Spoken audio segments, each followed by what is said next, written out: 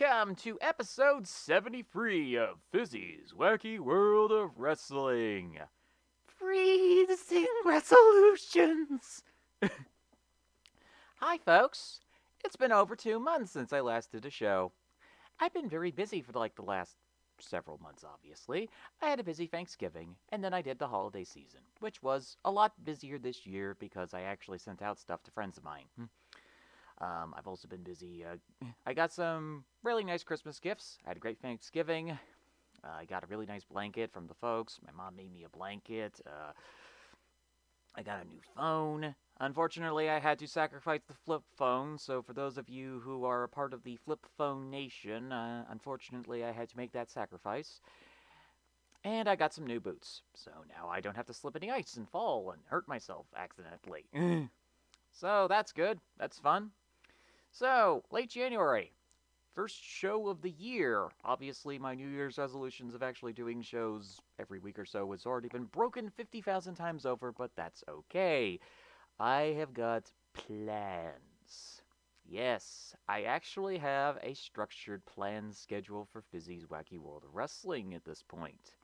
It depends on the schedules of other individuals, but we will be doing, a couple of us here, will be doing a couple of shows. I've already mentioned that I have plans to do an All Elite Wrestling show in the near future. And also that I'm going to be continuing the New Japan series with Senju. Once he picks himself up from being attacked by Dick Togo's army of sumo ninjas. And being forced to watch 10,000 Yujiro Takahashi matches. Fate worse than death for most people. Unless you're Triple H, in which case you're seeing your entire empire literally get carried by, or Christine, depending on how you want your horror movie franchises to be ended up, by Nick Khan. I really did not think, seriously, WWE. It's been 2 months. I expected that you were probably going to do something maniacally diabolical or evil or something like that, okay? You were going to continue to, renew your vows with the awkward arranged marriage that you have with the Saudi Arabian government, which, again, I question. Why have you signed with an American company with a president who has the personality of an 11th century Arab warlord? And no, I'm not referring to the prince, I'm referring to Satan himself, Vince McMahon, who apparently does not want to be out-carnied by the Lucha promotions and has decided to get an early start on the level of evil that he is doing this year. Or whoever else is doing it. I mean, what, it's like a Wizard of Oz situation, and it might just be Bruce Pritchard. Who knows at this point? But, yeah, it's been a while since we last did a show, you and I, and folks, I'm very happy. I hope you had a good 2021. Mine was a roller coaster year. I've described it before. Having a near-death experience in the middle of the summer is obviously not fun, but, went through it. Got through it. Was fine. Everything was all good. And, overall, I feel really good. I did 9 shows last year. 9 shows. We are now at 10. 10 shows since the restart in April of 2021. And what exactly am I going to be talking about on this show? Well, obviously, I gave some indication I might be talking a little bit about NXT, but that's not going to be the main itinerary for today.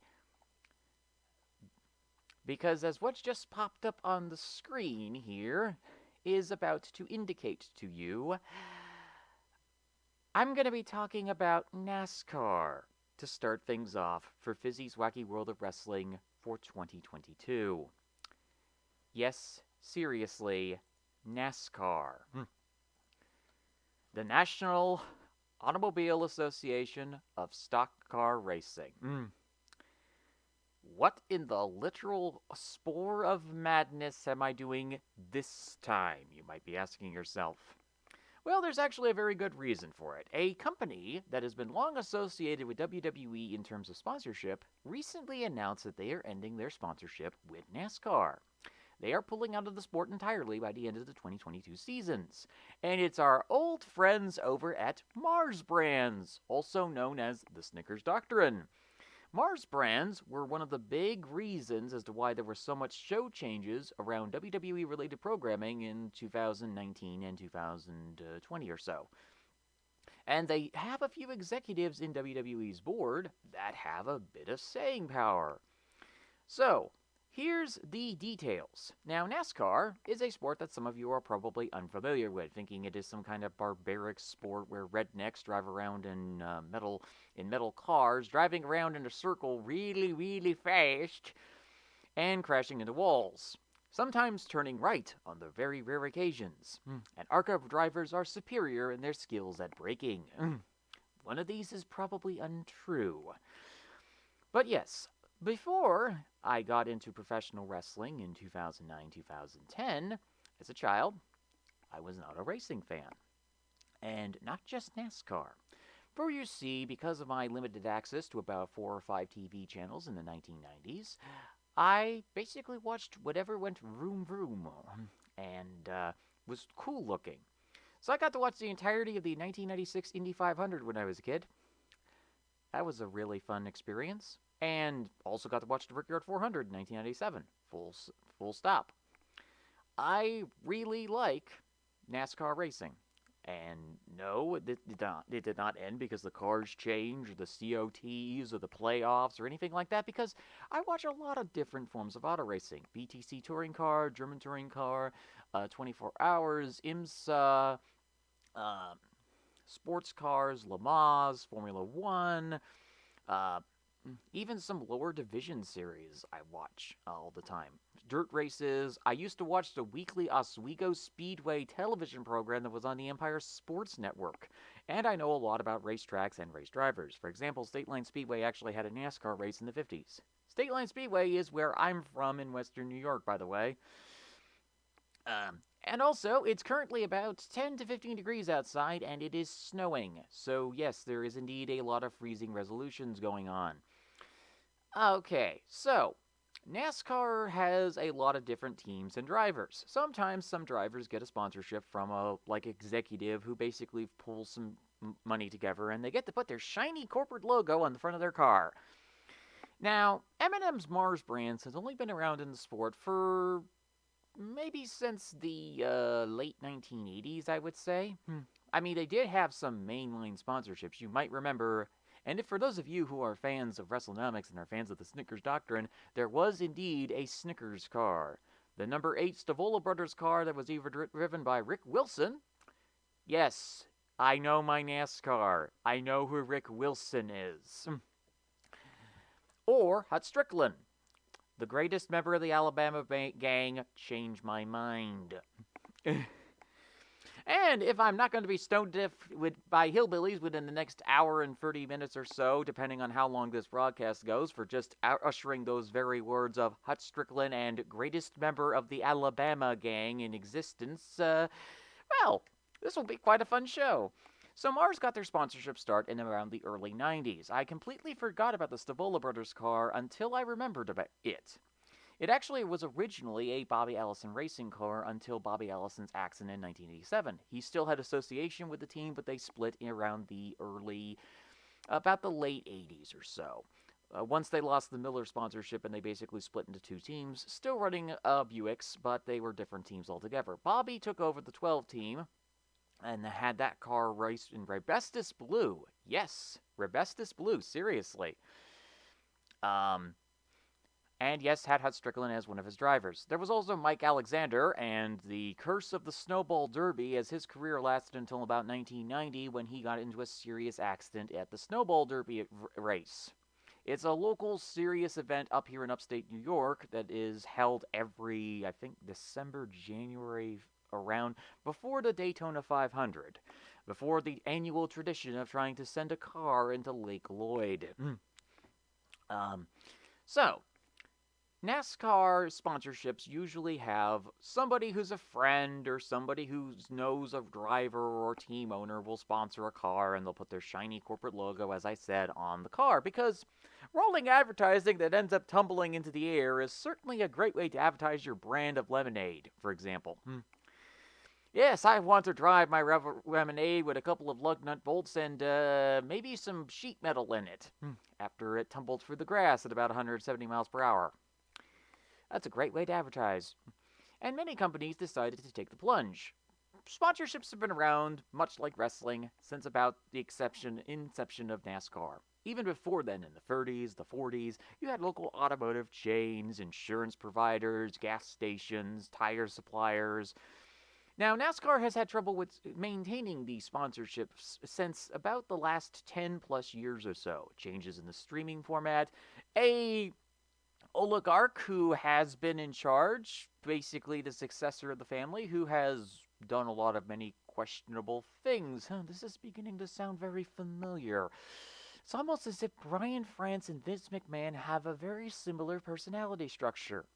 Except one of them is one of the worst liars I've ever heard on air, and the other is Brian France. Yeah. So NASCAR and WWE have quite a bit in common. They also have declining ratings, and they're having issues maintaining an audience. Now, for me personally, the NASCAR boon of the 1990s wasn't really a boon, it was more so basically availability. You could watch NASCAR events on pretty much half a dozen TV channels at the time. CBS, ESPN, ABC, some events on NBC, and maybe a few events on Fox. Well, Fox got the broadcasting rights on 2001. But then, of course, you also had the Nashville Network, future home of the original Donner Party of professional wrestling, Impact Wrestling, before they became Spike. So, a lot of people were really interested in the motorsport stuff. You had, obviously the idea of watching a walking billboard literally do a jump over a dirt mound is, like Core Off-Road or monster trucks. Yes, monster trucks. I know about those, too. Yeah, so basically, you want to put your sponsorship on a car, rolling billboard, watch it crush a car, or go over a dirt embankment, or crash into the side of a drag strip at 170 miles per hour, Oh yeah, NHRA, I forgot about that almost. Yeah, you also know that there was actually a wrestling sponsorship with the NHRA. WWF actually sponsored some dragsters, and yes, they did sponsor monster trucks, and of course, we all know about World Championships Wrestling's greatest contributions to the world of monster trucks and sumo wrestling. The Monster Truck Sumo match on top of the Koibo Hall Arena between the Giant, who somehow survived a fall off the building, and the Hoagie Man. Yep. That's the thing that happened. So, NASCAR has always had a history of losing sponsorships at random. Like I said, the playoffs changing, taste changing, drive cars changing, people getting angry about the car designs, people getting angry about the fact that they had wings on the back, or them moving to different tracks, or dropping tracks off the schedules, or keeping away from old school traditional tracks like Darlington, North Wilkesboro, Rockingham, Martinsville, Bristol, Talladega. Well, Talladega actually is a track that a lot of people don't like because of the fact that it has a tendency to become an auto junkyard within the first 30 minutes of racing. It does make it rather fun to watch a nationwide series. What do they call it now? Xfinity Series, I think it is? I call it the National Series at times. It's a second-tier series where you have a lot of interesting sponsorships. Actually, Mars Brands does have a connection here. They did sponsorships in the early 90s. Essentially, it's much like the situation with the Saudi Arabia deal. See, the United Arab Emirates made a deal with WWE before the Saudis did, and they wanted them to have live events in their country for about 3 or 4 years. They were the first to do this. Let's see here. Weird. Some kind of weird error just popped up, but that's okay. Alright. Let me just make sure that this is okay. Yeah. Alright. So there might be a mild error on the stream, by the way. I just got a weird error message, but that's okay. Everything's all good here. Okay. So, overall, you'll find that a lot of these companies have a bunch of different ways of being able to, let's see, stream video to retain streaming and okay. Okay, that's fine. It's all good is over there. Okay. So, getting back on the topic, M&M's Mars has been a sponsor within NASCAR since about the early 90s or so. They did have a sponsorship with the 8 car, but that was only for actually 2 seasons. They also sponsored the car in 1992 when Actually, one of the greatest ASA drivers and dirt track drivers in Wisconsin history, Dick Trickle. Yes, that is his name. I do not care if you're going to make jokes about it, because he was actually one of the best drivers in the ASA in the 1980s and 70s in some ways. He was also a fantastic modified driver in Wisconsin. Yes, he raced the car, a car, with the Snickers sponsorship in 1992. It was driven under a Ford that time because Buick had dropped out of NASCAR by then. So they have sponsored race teams on and off since about the early 90s. They also sponsored a nationwide series, Xfinity Series, National Series car. Since about 92, they had sponsored a few teams as a secondary sponsor. In 1996, however, Rick Hendrick, yes, if you want to talk about NASCAR team owners who are basically about as reviled as Bill Belichick is as a coach, there's Rick Hendrick.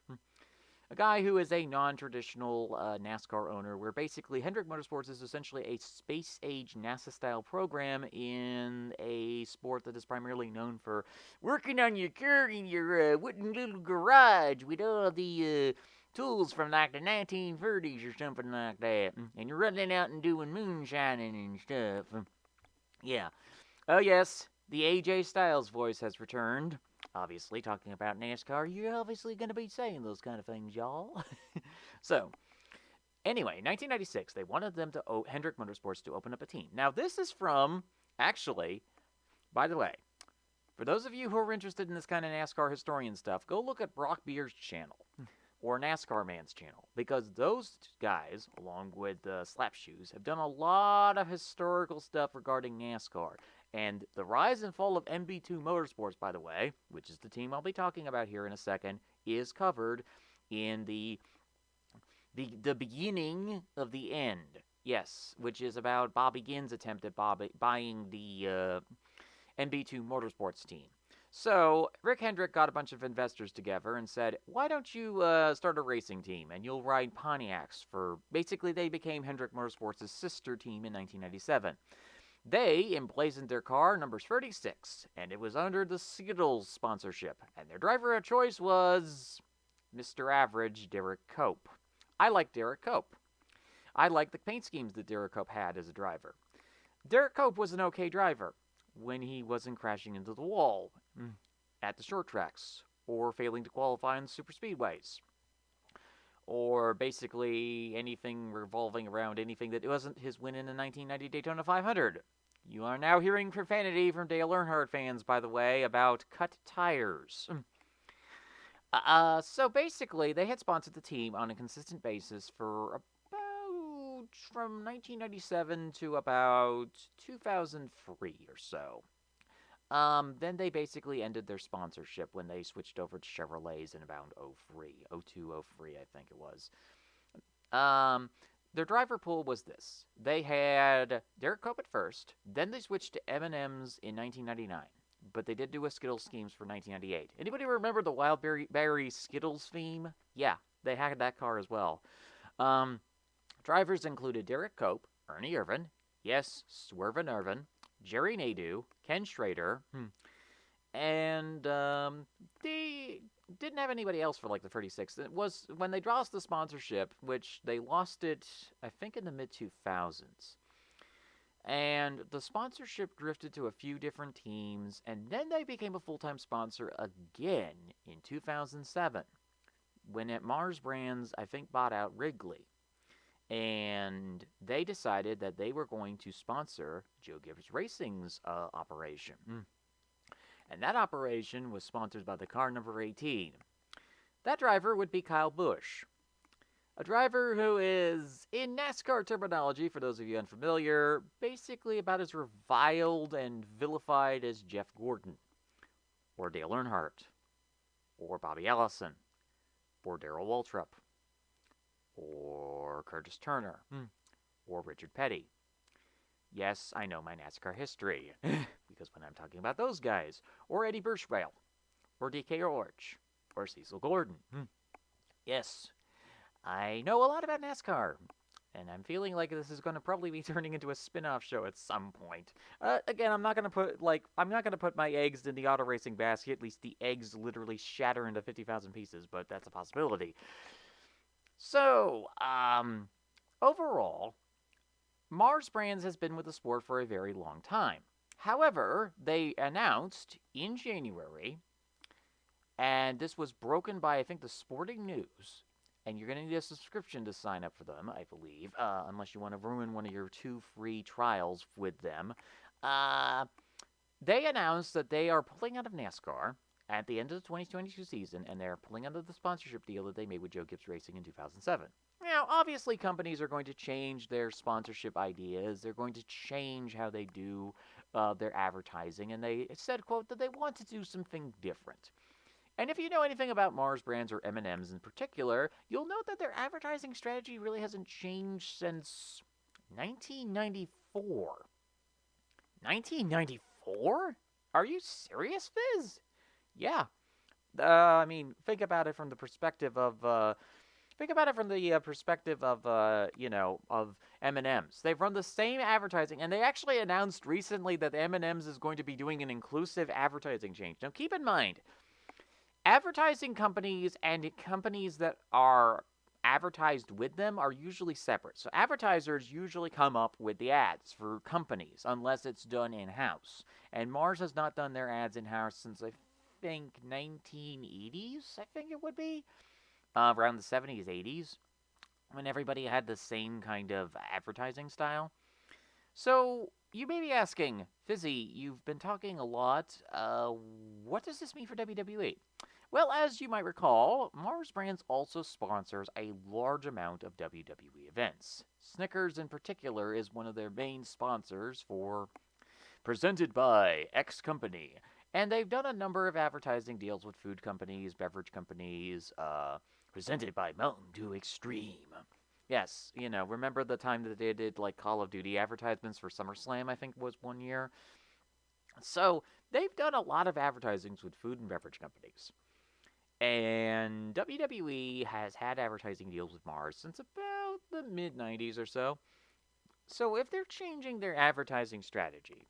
Now, the hypothesis here, and keep in mind that this is a simple hypothesis, taking off the NASCAR banner for temporary reasons because obviously we're not talking about NASCAR at the moment, it stands to reason that Mars Brands is very likely going to be changing their sponsorship deals with WWE. Either they're going to double down and invest more into WWE because NASCAR is also very expensive to invest in.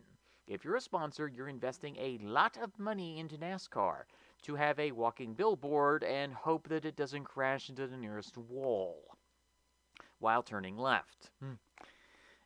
And obviously, Mars wants to do some things differently. Now, NASCAR was one of the few sports that was unaffected by the pandemic. After all, it is billboards with wheels, driving around a track at about 170 miles per hour and turning left in most cases. Although sometimes they turn right as well. Yes, it's a mystical occasion, devil magic as it would be. And obviously, if WWE is thinking about doing more events, now they wanted to do like their day one shows, they're doing a lot of unique concept events. Is it possible that Mars Brands may be sponsoring a large number of these events coming up? It'll be very interesting to see how these events will be presented by this company or this other company or this other thing will be sponsoring these things. And if WWE's ratings continue to decline, and if their audience continues to go into the 50s, 60s range, and obviously, unless you're buying butterscotch candies to put in your jar, I'm not sure you'd be interested in like a candy company. Presented by Snickers Butterscotch tablets. For our 50 to 60-year-old demographic viewers who watch NXT, the hip young people's show. I mean, like, if you think about it for any kind of length of time, you're thinking to yourself, okay, hypothesis, throwing out the hypothesis here, does WWE lose sponsorship with Mars? If Mars decides to change their sponsorship strategy or their branding strategy, or if WWE continues to mess up in the public image sector, do they lose Mars? That would be kind of bad for them because they are a publicly traded company, and Mars Brands does have some investments in WWE as a sponsor, and as well as I'm not exactly sure if a member of theirs is on the board of directors or not. I would have to double check, but they've had influence over some WWE's programming in recent years. Not to a full extent. I mean, obviously they're not as all powerful as Vincent Kennedy McMahon, but again, it's an influence. So that's basically just me giving out a hypothesis. And now they're after 2022. Is it possible that they'll be announcing new deals with WWE in 2022? Maybe around like Q1. If I was to check on the calendar here, there should be WWE Q4 event is going to be next week on February 3rd. And I have it down on the calendar as WWE Q4 event from 12 a.m. to 11 p.m. And obviously, I'm very excited for that. And I know someone else who's going to be very excited for that economics Christmas. This is your friendly reminder to go follow WrestleNomics to understand the data that is going to be coming out from WWE Q4 and to know what in the heck I'm talking about in case I reference it. You can go follow that channel at WrestleNomics. Brandon Thurston does absolutely phenomenal work regarding ratings, data, and all sorts of demographic statistics that you will find as a wrestling viewer extremely useful. May the Barrios Bingo live on.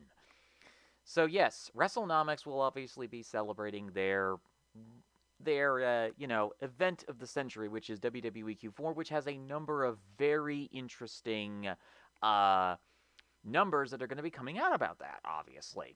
And the question about, because they already did Disney announcing in Indonesia that they'll be covering the WWE network in that market, which will be interesting because I think that they actually have some sponsorship deals with another company in international territories. A lot of the international sponsorship deals for WWE are going to be coming up within the next couple of years. So it's going to be very interesting to see how they handle the international markets post-pandemic. And obviously with travel restrictions being very limited in some places. So, WWE is in a very interesting position when it comes to their sponsorship deals. I mean, is Mars Brands going to be sticking around? Is another company going to be stepping up? Is Hershey Brands going to be starting to sponsor WWE events again or something? Because I think Hershey's has done sponsorship deals with WWE before. They certainly have in NASCAR. Hershey's did a large number of deals with Richard Childress Racing back in the early to mid-2000s. You might remember the Reese's 21 on the nationwide Xfinity Series. You will also remember the occasional times when they decked out the 29 in special Hershey's colors. So, yeah, it's very possible if Mars Brand steps out of NASCAR that Hershey's will very likely end up stepping back into NASCAR to sponsor a team or maybe even Joe Gibbs Racing itself. That's a possibility. But if Mars Brands starts dropping sponsorships, like, for example, maybe possibly dropping WWE, maybe changing their relationship with them, it really depends on how things go overall, because there is obviously that concern. So, overall, as far as that was really very interesting, obviously. I wanted to talk a bit about NASCAR, just a little bit of an overall picture of NASCAR and obviously what exactly the sport is. I mean, it's a very basic sport at heart. It's one where it's simple to understand, but it's simple to understand, but it's also difficult to understand the details of it. How some teams do very well, what kind of car chassis are available, what kind of equipment is around, or stuff like that. So, you have this obvious differences in how the sport is run and how it's changed and how similar it is to WWE in some ways because of the way that the sport is structured. Brian France and Vince McMahon being very similar to one another. So, I probably should talk about the other thing on the show today, which is, of course, we have a new champion in NXT. Of course, the true story of the NXT universe would be someone named Braun, because Braun Breaker is now the NXT champion after defeating everyone's favorite friendly neighborhood Sicilian psychopath Tommaso Ciampa for the belt. Yes, seriously, they gave the belt to Braun, and apparently he crushed a giant old-school NXT logo at some point. Making a very subtle point, I see. Whoever's decided to start tearing down the walls. Chris Jericho isn't even signed by them, and you're deciding to tearing down the walls. So, yeah, obviously NXT is in a very interesting position, and they would be one of the brands negatively affected by any kind of sponsorship issues. Because NXT requires extra... I know, people are going to say, WWE made all sorts of money last year. They made all sorts of extra money, and they keep releasing people. Well, first and foremost, you're not going to be investing in people if they want to get out of the company anyway. And second, the problem is that if your roster budget is set, your roster budget is set for the year, and it's going to have some very interesting wiggle room. Because obviously, WWE is going to have to pay for leasing out arenas to do shows in, instead of the year-to-year, hey, we're going to put out a yearly list of events because, obviously, of the pandemic. They can't do that anymore. A yearly list of events at various different shows. They have a house show market that's in massive decline. By the by, yes, again, I'm going to put this up on the screen. WrestleNomics has data for the house shows, and it is not looking good for WWE overall. They struggled to fill Buffalo. Buffalo, one of their major markets for a house show. They usually do great with the SmackDown and Raws over whenever they do Buffalo or Philadelphia or Pittsburgh. If there is that much of a decline in Buffalo, which I believe there was only about 30,000 people at that house show, that's not positive. That's very negative. And a third brand like NXT, which has gone back to a developmental role, yes, I am well aware of that, but NXT is a company that was supposed to... It was basically supposed to provide extra details, extra sponsorships. You know, it was supposed to provide this, like, ratings boom, financial boom, with having younger, cheaper talent that is paid significantly less, being able to carry these shows with their athleticism and enthusiasm and make it all new generation-y. Only to forget that the new generation really did not sell very well the last time they attempted something like that, and I don't think going into the Attitude Era well is necessarily going to help out either, because they tried to do that as well. Well, actually, they are doing that, come to think of it, because of the, what is it? Let's see here. You know, and, you know, obviously, because they have Toxic Attraction, which is the... Please go for these shows and enjoy the jiggly. I mean, the jiggly bribes, no. That's not going to sell. They want women's wrestling action, not 1990s old Playboy magazines or anything like that. You know, I like Braun Breaker as champion. I mean, of course, the universe would be destroyed by someone named Braun. It just wasn't the Braun that we all thought of. I am also fine with him not having the Steiner name at this point, because you know that his name is going to be, you know, changed again and again depending on what happens. You know, although a recent name change caused quite a number of people to go, what are you doing? So Walter isn't Walter anymore. His name is Gunther. Gunther. They tried to name him Gunther Stark. Yeah, that did not go over well for some obvious reasons. The obvious reason being that Gunther Stark is actually a former officer in World War II for the Nazis. He was a former submarine officer. Yeah, an officer who was primarily known as an Olympic officer, who was in the Olympics, in the 1936 Olympics. He piloted a boat from primarily a training boat, but he also piloted a boat in 1943, 1944, but ended up getting sunk without any confirmed kills. So they picked a name out of a hat. They didn't do research about it being a Nazi U-boat commander. A U-boat commander who absolutely was terrible at his job. I think what they were originally trying to do, and this is something I've noticed interestingly people have not talked about, I think they were trying to name him after World War II flying ace Gunther Slack. Gunther Slack was a well-known fighting ace in World War II. The thing was about Gunther is that he was very repentant post-war about his actions, and he lived in isolation and solitude and did repenting for obviously the atrocities he did during the war. He was a long time, from what I heard, peace advocate. Yeah, I mean, you think about the flying aces is that they basically were in the skies. They did not like fighting. They were basically stuck in a position of you get in that airplane or we kill your entire family. Same for the Russians in World War II as well. If you know your World War II history, and certainly I don't like to brag about that, but I studied World War II over a period of 2 years in my homeschooling. I know a lot about that war. I know a lot about how that conflict blew out. It is a very complex war. There's a lot of different sides, and me and my mom were actually doing research about Vietnam's involvement in World War II as well. So they changed Gunther's name. They keep trying to make Ilya Dragunov a communist.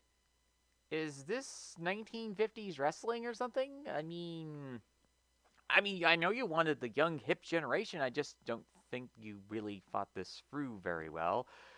They did double down on the Gunther name. He is just simply now known as Gunther. He has lost his last name, much like Antonio Langston. Much like Antonio Langston, or Lord in Lord Tensai. Oh, and there was also a massive bloodletting in NXT. They released a ton of people again. Some people who were quite big surprises. Apparently, they decided to throw out their fuel source, Crazy Gabe Spikulski. And also got rid of William Regal again. I say again because William Regal has been released before by the company. I honestly thought that Regal was going to be released in 2019 because he goes through these cycles where he's employed by them for about 10 years and then they release him and then they maybe bring him back a little bit later when the heat's gone down or something. Nick Khan is probably quite upset with Regal about him convincing Hunter to invest in the United Kingdom. And now Nick has to go through the tangled web of their contract situation. People have often asked, why is NXT UK still open?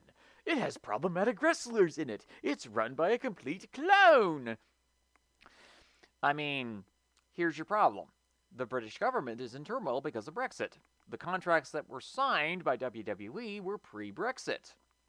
Now WWE is having issues getting out of those contracts, obviously. Because you know anything about British Parliament, they are going to basically put a giant wall around the problem and say, oh, it's fixed. So WWE and Nick Khan specifically, he wants to cut cost. He wants to go full Genghis Khan and raise every village and burn it to the ground. Especially that village in Full Sail. So overall, Nick is upset because he can't do that. He's stuck in a position where, unfortunately, he has to hold back. He has to basically go, I have to wait a year or two for some of these contracts to expire because they signed these deals in 2015 and very likely they can't get out of them right now. And yes, there's a lot of, there was a lot of different cuts. Let's see here. So, who's remaining on the Survivor Island known as the NXT remaining personnel? As checked by Wikipedia, note Wikipedia is not exactly a 100% accurate source for data, but it is good for general purpose stuff like this. Okay, so Brian Duncan, head athletic trainer. David Bailey, general manager of the WWE Performance Center, a place that looks like it is about to be literally howitzered out of existence by Genghis St. Nicholas Khan and his Mongol horde. Fit Finlay somehow is still here. Johnny Moss is somehow still here. Ken Dolan, famously of the Spirit Sod, is also still here. Matt Bloom is the Performance Center head coach and vice president of talent development. Might explain why Saray suddenly has a magical girl gimmick for some reason.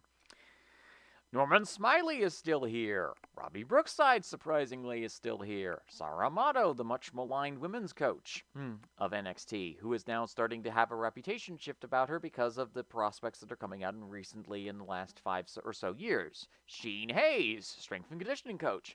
Tanner Robinson, assistant strength and conditioning coach. Tara Hallaby, physical therapist. And Terry Taylor. Terry Taylor, who has had a lot of allegations thrown against him, mainly for racism and other issues that he's had. He's also well known for being the Red Rooster. Oh, Maryland fried chicken. Great.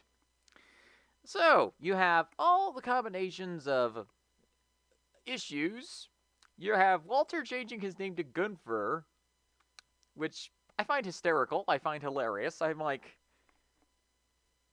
did the WXW curse hit him?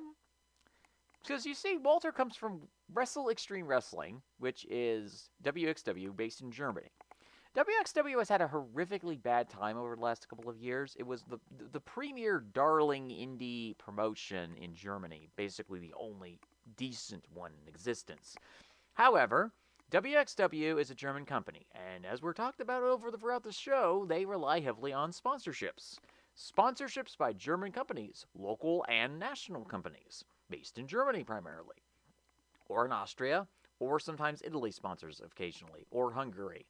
So, essentially, WXW is a company that is heavily reliant on sponsorships and a stable ownership group. What has been the one thing that they have not had? Well, two things, actually. They have not had a stable group of sponsors, and they had to get WWE to help them out with their investments. They hoped that they would be on the network for their WXW Shotgun tapings, which they have. One of the few indie companies that has had tapings put upon the network service. I'm not sure if they're still there on the Peacock era. I think I'll go check and see if they're there or not. But, see, CMJ, or Christian Michael Jacoby, had a nervous breakdown a few years ago. He had to succeed ownership away from WXW. In addition, one of the guys that they were counting on to be their young future, Carson Beck, had a terminal brain tumor. So he passed away. That was very unfortunate. Once again, I do offer condolences here. So, obviously, the WXW curse has hit Walter. He is, for some reason, moved to the Americas. He has decided that he is changing his name to Gunther. I don't know why he didn't do the research beforehand, or anybody in creative did the research beforehand of, we want a unique sounding name. Now, some people speculate this is because of trademarking reasons. WWE did trademark the name. They trademarked a World War II U-boat commander's name. What? I'm pretty certain that everybody is just like, everyone from every single political group and affiliation, and yes, even the alt-right, are going, you can't be this stupid, right? You can't be this insane about trademarking a name like that. And even though it was a U-boat captain who does not have a single confirmed kill, and there is a U-boat general website that is dedicated for that thing, and got blown up over in the English waters, it also points out something kind of important. It seems to me that somebody in creative is upset that Walter is there. That's my impression. That they're upset that they're trying to do all these young talent, and in walks in this 34-year-old Austrian wrestler. He's not young, he's not spry, he's not on the main roster yet, but we can give him a dancing gimmick. Honestly, at this point, I think Walter would prefer having a dancing gimmick than Gunther. Boy, that sounds like a real intimidating name. Gunther.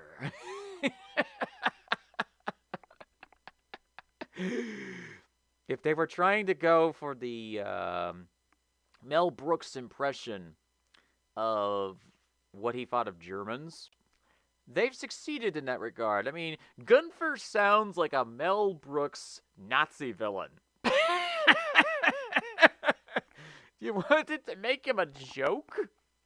I mean, obviously, that's what they're trying to do with the guy. They're trying to make him a joke, essentially, is what I feel. This is one of those cases of WWE going, we are tired of having you on contract.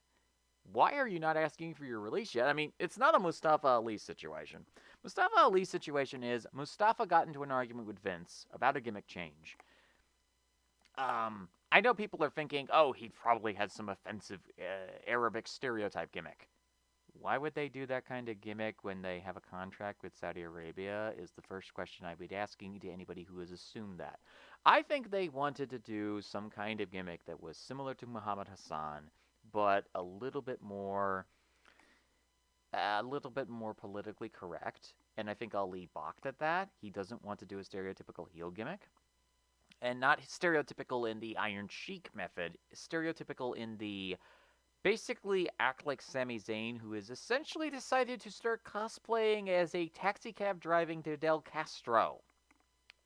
I'm still confused by that, but it has at least made him significantly less annoying than he was previously, where he was the happy-go-lucky guy with the weird cap.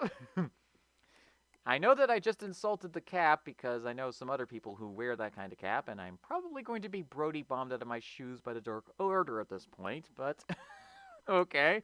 But overall, NXT is doing a lot of weird things. They have a bunch of different gimmicks. I mean, Tony D'Angelo has been one of the big positives. He's basically a full-blooded Italian gimmick wrestler, you know, who can actually wrestle. He's solid. I mean, the FBI was fine. You know, the WWE version is probably one of my favorite versions of that gimmick. Overall, I think NXT is in a really weird position. I mean, they're trying to capture a young 18 to 20 to 34 audience with this super cool and rad specialization with all these sexy characters. And all they're attracting are 50 and 60-year-olds who are super paranoid about AEW and don't like it, and they don't like the change, even though that AEW has blood and hardcore matches and is more Southern style than a NWA World Class. It's more Southern style than the NWA. You have stables, feuds, individual mid-card feuds, Taz actually being relevant for the first time in a decade. Hook! What's not to like about it if you're a traditional old-school fan? I mean, Kenny's not there anymore. He's out with an injury. Cody is actually being the most interesting he's ever been in years. Yes, Cody Rhodes. I said something positive about Cody Rhodes. Oh, now HE double hockey sticks is frozen over. Next thing you'll say to me, I've actually been positive about a Seth Rollins segment. I mean, his ridiculous suits are ridiculous as ever.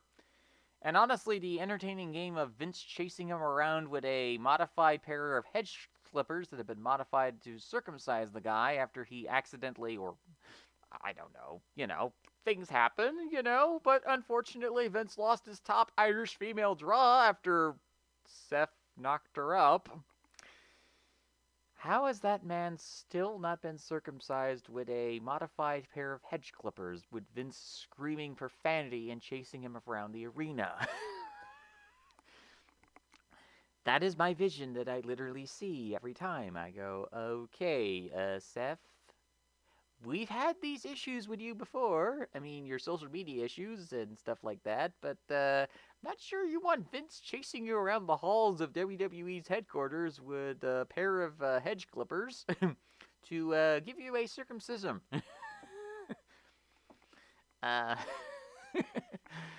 So, yeah, NXT's in a weird spot. I mean, Hunter is probably sitting in the Howard Hughes wing in a Las Vegas hotel after recovering from heart surgery, crying his eyes out. And I mean, I feel sympathy. I mean, I've criticized our dear Pope of wrestling, Pope Hunter, for his grand, entrances. The World Domination poster he did at that one WWE investor conference a few years ago where NXT has literally conquered the nation.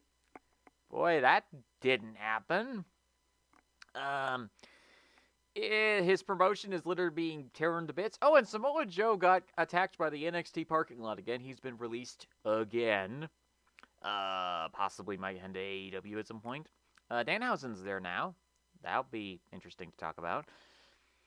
But yeah, really interesting stuff is going on with WWE as far as like sponsorships and arena deals and their roster literally turning into this weird amalgamation of 1980s and 90s TV. I mean, for those of you who are fans of stuff like Beastmaster and Hercules and Xena Warrior Princess, I think this would probably be right up your alley.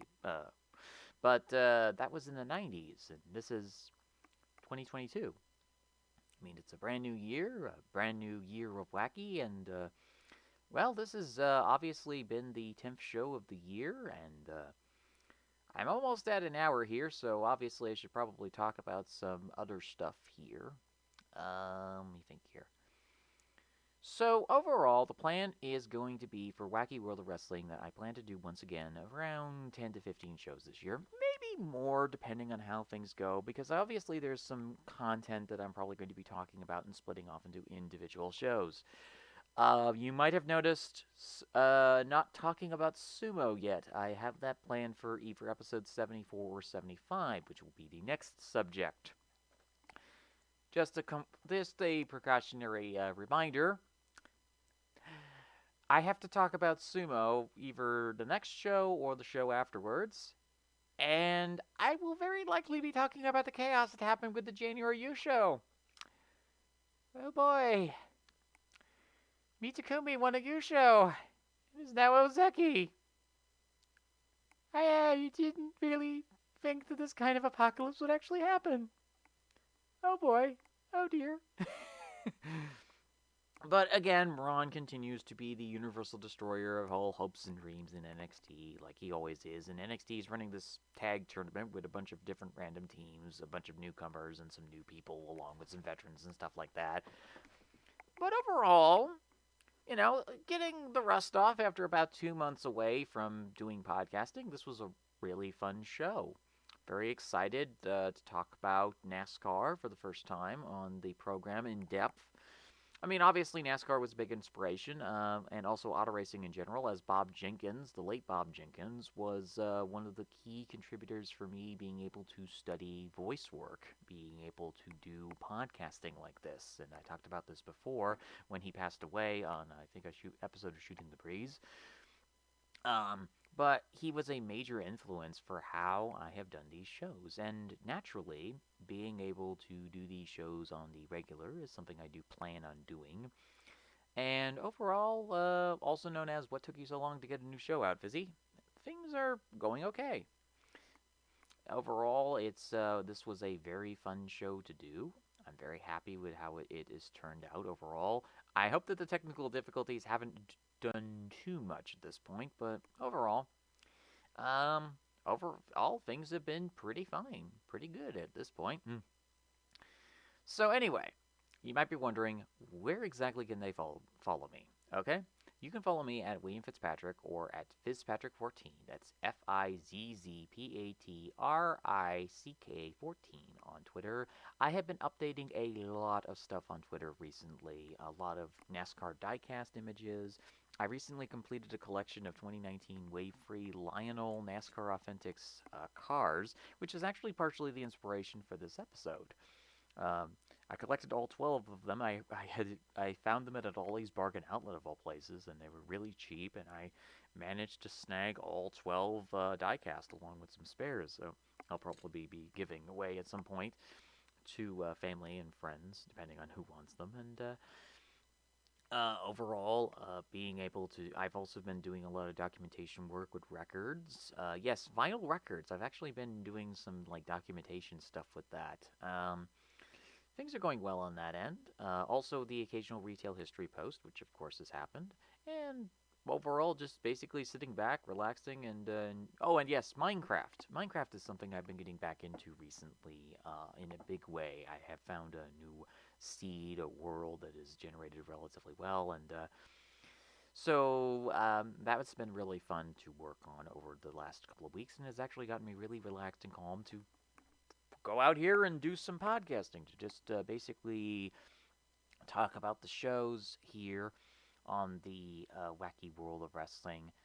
Oh yes, Saray had a magical girl gimmick. I mentioned that briefly. That is weird. I mean, it's not the first time that they've attempted to do a magic girl gimmick. I mean, Kairi Sane was basically a pirate magical girl, and Asuka was a monster clown for the longest time.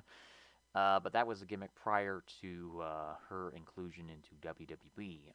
And so overall, like, you have this situation where you have all these gimmicks that are changing.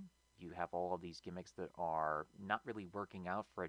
And the big key is, as I'm getting into this tangent, WWE's general audience is not particularly interested in what they're doing. It's not, it's like, we need stars or something like that. It's like, no, they need interesting wrestlers, is what they need.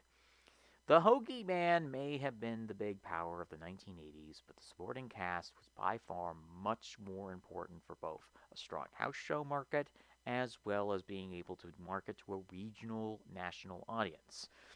National and regional audiences are your two most important audiences. National, because basically you get to see these wrestlers on a weekly basis, and they may end up showing up in your hometown on a weekend or weekday or so. And you get to go to a house show and see these wrestlers wrestle in front of your hometown and do house show matches. Or it might be a situation where you can see them on the TV or at a movie theater for a pay-per-view. Yes, they used to do pay-per-view screenings at movie theaters. They did that for like WrestleManias, I think, early on. Back in the 1980s, because pay-per-view was a relatively new concept at the time. And of course, the infinite question about WrestleMania free's actual attendance numbers will continuously dog wrestling fans for the ages to come. But in this era where we have a couple of TV deals that are going to be expiring within the next couple of years, we'll see how WWE's market strategy has ended up working out. And obviously, because of WWE Q4 coming up, I'm going to be talking a little bit more about that, obviously, next week or so. But, like I said, and I'll remind you folks, go follow WrestleNomics for WWE Q4 content. Brandon Thurston is absolutely phenomenal at what he does in this field. He does wrestling economics phenomenally. It's almost like, an epic scholar. He was able to cover the rise and fall of NXT, and unlike NXT, which took about 2 years to literally crumble into dust, WrestleNomics over the last several years has, with both Brandon Thurston and now Chris Gullo in the co-host podcasting chair, have been able to make WrestleNomics into something very special. They were the pandemic MVP of 2020, as I've said on several previous broadcasts. And overall, I'm very happy with the announcement that they had moved over to post-wrestling. That's a really fun thing for them to do, being able to progress and be around a bunch of people who love Japanese wrestling as much as post-wrestling does, obviously. They talk about it all the time. Kadiwara, Taru, Misawa, Kobayashi.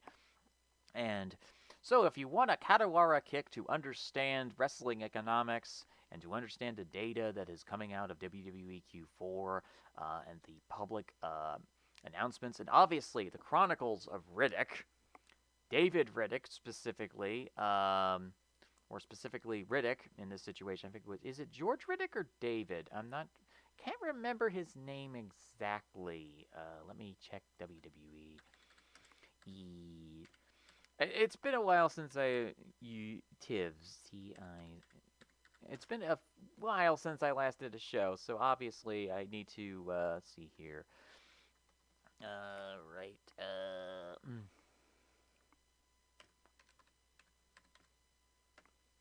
So let's see here, WWE board.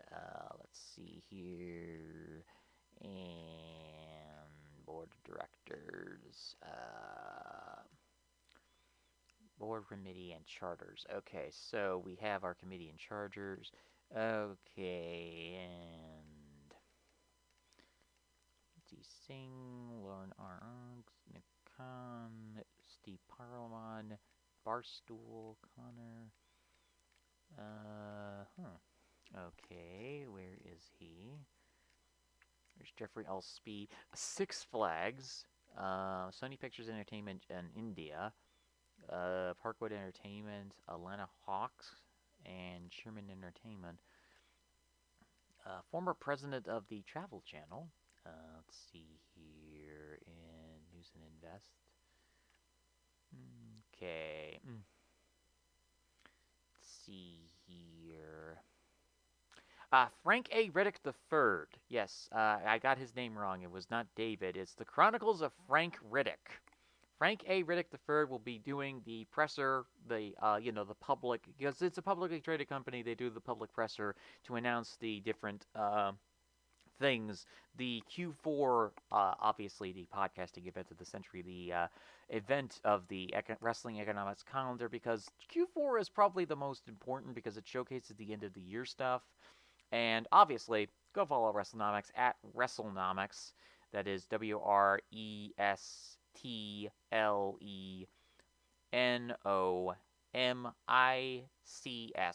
May the Barrios Bingo live on. To go follow what Brandon is doing with the particular show, which will be like economic risks for him. He is preparing well for this particular event, and I will be very interested to see what happens in Q4, what the numbers are going to be, what the data is going to be, all that wonderful stuff that's going to be happening. Obviously, obviously the thing is, and I need to point this out importantly, is I do these endorsement things. People don't ask me to do them. I do them because I want to.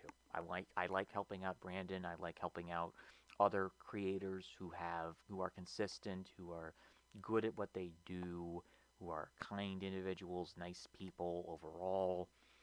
And overall, WrestleNomics has been the podcasting MVP over the last year and a half, 2 years. If you want content involving WWE's financial stuff, that's definitely the way to go. I'm more into social economics. I'm more into observing what exactly is going on, what is the general vibe, what is happening with these particular shows, and what is going on with them, obviously. And here at Fizzy's Wacky World of Wrestling, I really do enjoy doing that social economic stuff, making observations as to what exactly the fans are doing, mining the fields, the plentiful field that is wrestling Twitter. I don't know why people complain about wrestling Twitter so much. It is a fantastic resource for somebody like me who just goes in and goes, oh, the tastemakers are saying this. Why did you name yourselves after winery people? Seriously, you were destined for failure the minute you did that. Tastemakers, the meme people, the trolls, and all that other sort of stuff. It's super fun. I really enjoy it. I mean, wrestling Twitter for me has just been relaxing and fun, enjoyable. And obviously, I will be doing a couple of more shows here within the next week or so, a couple weeks or so, depending on how things go with the schedule. But this was a fun show overall. So this has been, obviously, after going for the tangent and once again plugging WrestleNomics. Like I said, I do plugs because I want to, not because anybody asks me to do them. But this has been episode 73, Freezing Resolutions, or also known as What Took You So Long to Get a New Show Out, Fizzy. I should have another show out within the next week or so. Might be sooner, because I don't know what exactly the schedule is like for Senju, because we'll probably be talking about New Japan at some point, and the inevitability of the apocalypse known as sumo wrestling. And obviously, I will also be talking the AEW show with the mystery guest. And we will probably be gushing about Hook and, the Daniel Garcia signing that I will probably be able to talk about in depth. They signed him. Yes, I'm still excited about that. That's been my overall enjoyment over the last several months, 6 months or so. When Garcia got signed, I was like, oh, I'm content. I'm good. I'm happy. I'll probably talk about that more in the next couple of shows. But this has been episode 73. Freezing Resolutions. Please enjoy the rest of your nor'easter cold week and weekend, and stay safe, stay warm, do all the stuff that you normally do in that situation for safety reasons or stuff like that. It's going to obviously be very cold. Check your pipes, check your thermostats, check your air vents to make sure you're not getting CO2 poisoning because the snow's blocking them or anything like that. But yeah, just do all the general safe, fun things. And I hope to see you for the next edition of the show. Obviously, it's episode 73, and obviously, the big, massive goal at the end of the Wacky Rainbow is episode 100. I have done 100 episodes of podcasting, obviously, with all of the stuff that I've done for Cage Side Speaks and Shooting the Breeze and other podcasts that I've been on. But Wacky World of Wrestling making it to 100, that's definitely a goal that I'm going to be very open about talking about. So this has been William Fizzpatrick. You can follow me on Twitter once again at Fizzpatrick14. It's Fizzpatrick 14. Once again, Q4 is going to be upon us within the next week or so. February 3rd, save the date. WWE's Q4 conference, the Q4 event of the century, bigger than WrestleMania, brother, or sister, or whatever, or whatever in that situation. Brothers and sisters and everybody else in between. Seriously, this is going to be the event of the century. It's going to be really fun. I really enjoy it. It's very fun for me. But yeah, you have a good rest of the week/weekend. This has been show number 10, the first show of 2022. It is 12:38 a.m. as I'm talking into this microphone. You have a great rest of the week or weekend, and I will see you for the next edition of Fizzy's Wacky World of Wrestling. Bye, folks!